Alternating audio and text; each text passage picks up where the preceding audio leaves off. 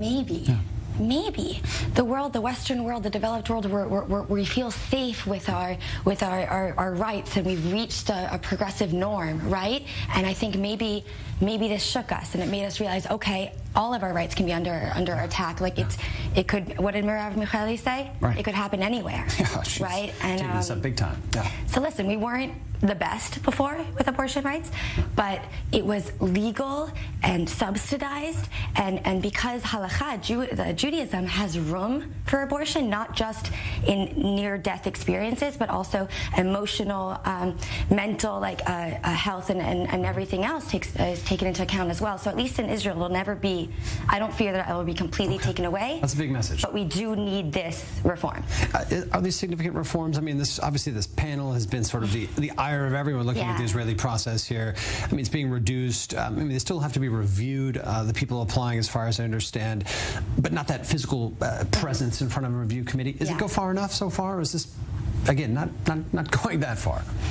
Listen, it's never enough. Nothing's ever enough, right? Every 2 years, every 5 years, every 10 years, the world progresses. We progress. There are more needs that we realize, and we demand to have them met, right? So was this necessary? Yes. Is it enough? Let's see in 3 months when it's implemented. But digitalizing could have happened over a decade ago, right? There's no reason why women have to go in when making this awful, heavy decision about their lives and feel judged or shamed or unsupported. Especially in the Jewish state where there is room for this. So definitely needed, and I'm very excited to see how the women of Israel feel maybe a few months into this change. I want to get more on this sort of local perspective. This is so in focus now, as I think everyone around the world looking at it. And you highlight some of the interesting arguments made by the Jewish community. We may see some of that hit the courts in the U.S. as well. But I do want to bring in more perspective here. It's on everyone's minds as we've been discussing. I mean, people everywhere suddenly questioning their own rights around abortion, as we've been discussing. The U.S. Supreme Court decision forced us in many ways to express an opinion on the matter, and that's what our producer Mor Ellen set out to bring you today in Tel Aviv, here to highlight the city's attitudes on the subject. Here's our latest More from the Streets.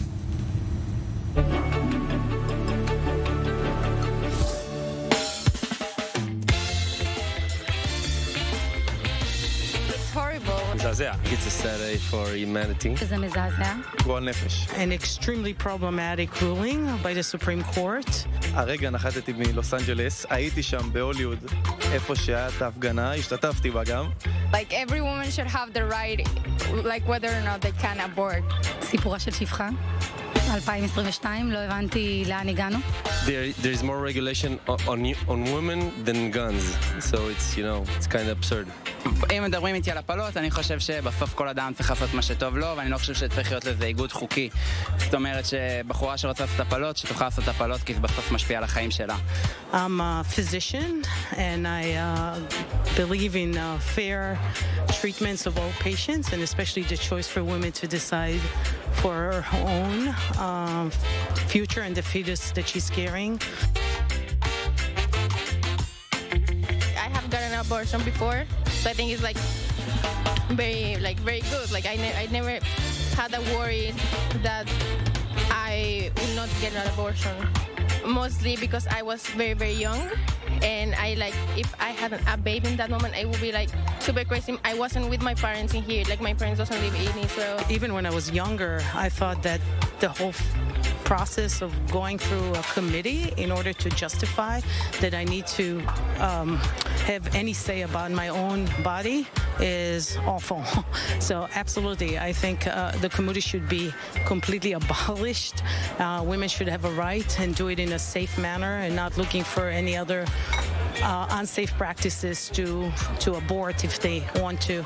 I think every woman should decide for herself, and if a woman wants to get an abortion, there shouldn't be an obstacle. לגמרי להקל. זה הגוף שלנו, אנחנו צריכות לעשות עם הגוף שלנו מה שאנחנו רוצות. Thanks again to our producer, Mor. Great sentiments, perhaps no surprise, but coming from men and women here. Thoughtful comments as well. A lot of deep people exposing their deep, thoughts on the issue here to more going around the streets of just Tel Aviv. So along those lines, we're seeing the city kind of rally tonight, I believe it is, in Habima Square.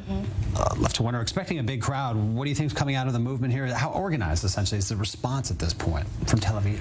I'm hoping we'll see at 6 p.m. Habima. I hope to see all of you there. It is not just an attack on women's and our bodies and our right to choose, but I'm sorry, where are all the men here that have benefited from a woman's right to choose? Oh, yeah. You show up today too. Like, I'm sorry to say that, like, you show up today too. Allyship is very important with any cause. And I really hope to see just as many men there today as women.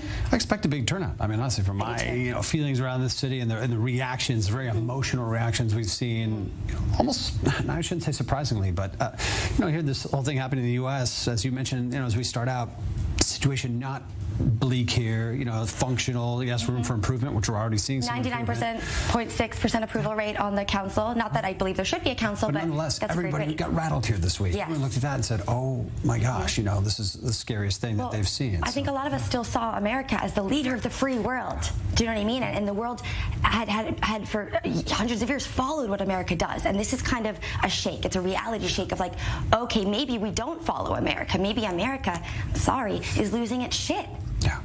I'd rather they regulate sperm over there.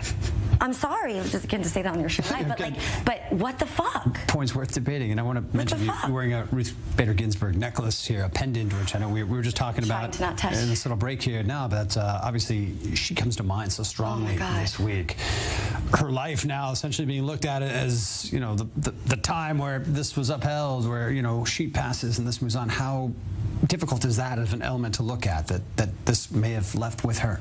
I can't believe that it's left with her. I believe that there's a long uphill battle ahead. We're set back almost 100 years. It doesn't mean that America can't come back from it, but it's going to take everyone. And not just like rallies in the U.S. that cause traffic and whatever and people get annoyed. I mean the world. Like Nitzan Horowitz condemning that and saying we're going to make it easier here because of that. We need that kind of pressure from the world. Hallel Silverman, great to have you with us here. An important date. Again, 6 p.m. tonight. I believe that people are gathering at Habima in Tel Aviv. So thanks for being with us here. Again, change afoot in Israel around